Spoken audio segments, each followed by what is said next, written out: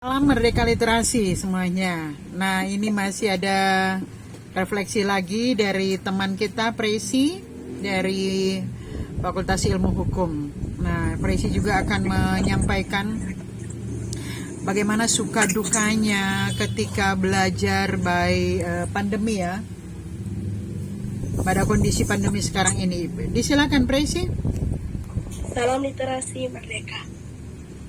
Refleksi pembelajaran jarak jauh, situasi kasus pandemi COVID-19. Nama saya Presi Poli dari Ilmu Hukum. Sejak adanya pandemi yang disebabkan oleh virus corona, di Indonesia banyak cara yang dilakukan oleh pemerintah untuk mencegah penyebarannya. Salah satunya adalah melalui surat edaran pembagian persediaan. Direktorat Pendidikan Tinggi Nomor 1 Tahun 2020 tentang pencegahan penyebaran coronavirus di perguruan tinggi melalui surat edaran tersebut. Pihak Kemendikbud memberikan instruksi kepada perguruan tinggi untuk menyelenggarakan pembelajaran jarak jauh dan menyarankan mahasiswa untuk belajar di rumah masing-masing. Sebagai usaha pencegahan penyebaran COVID-19, untuk sementara menghentikan kegiatan-kegiatan yang berpotensi menimbulkan kerumunan. Untuk itu, pembelajaran massa atau konvensional, yaitu mengumpulkan banyak mahasiswa dalam satu ruangan, perlu ditinjau ulang pelaksanaannya. Pembelajaran harus dilaksanakan dengan skenario yang fisik antara mahasiswa dengan mahasiswa lainnya, ataupun antara mahasiswa dengan dosen.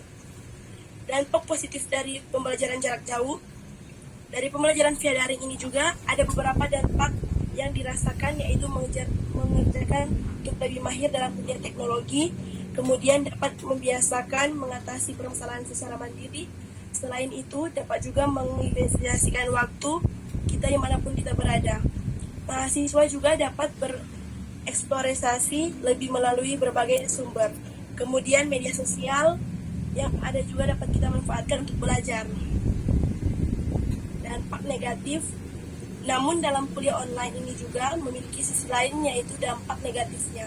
Menurut saya, dalam pembelajaran ini kita seringkali sulit untuk beradu pendapat, karena dalam cara belajar tersebut, jika ada satu yang berbicara, ada kemungkinan yang lain berbicara, dan pengajar sulit untuk mengontrol situasi ketika banyak yang berbicara. Dengan kata lain, suara di dalam video pertemuan saling tumpang tindih. Selain itu, dapat menyebabkan penurunan capaian belajar karena pelajaran tidak. Dampak negatif selanjutnya yaitu para pelajar menjadi malas karena menyepelekan kuliah online ini. Selain itu, berdampak pada kesehatan kita. Untuk manfaat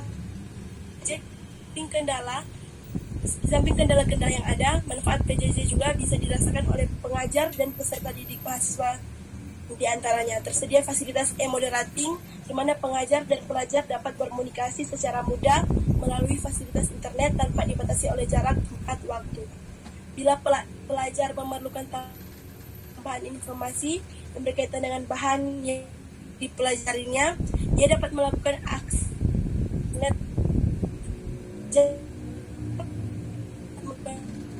melalui input dengan jumlah peserta yang banyak, sehingga pengetahuan dan wawasan yang lebih luas. Solusinya menurut saya, semua ini datang dari sendiri. Bagaimana cara kita harus mempunyai niat belajar dan tidak bermalas-malasan. Selain itu, jika terkendala jaringan, maka kita jaringannya lebih baik agar pembelajaran tidak terganggu. Kemudian masalah kuota. Menurut saya, mahasiswa di Universitas Samratulangi mendapatkan kuota dari pemerintah. Jika ada yang tidak mendapatkannya, mungkin nomor yang diberikan kurang tepat dan bisa berkonsultasi dengan helpdesk yang ada di kampus. Selanjutnya, tentang tugas kelompok, menurut saya kita bisa melakukan pembagian agar semua anggota mengerjakan tanpa perlu bertemu langsung. Harapan dan kesimpulan. Harapan saya di tahun yang akan datang kita bisa bertatap muka dan corona atau COVID-19 akan berlalu agar kita bisa beraktivitas seperti biasa. Jadi dalam pembelajaran daring ini tentunya ada suka dan duka yang dialami serta berbagai dampak yang dirasakan. Maka dari itu kita harus mengambil sisi positifnya dan mencari jalan keluar dari sisi negatif pembelajaran daring ini. Terima kasih. Oke, terima kasih Presi.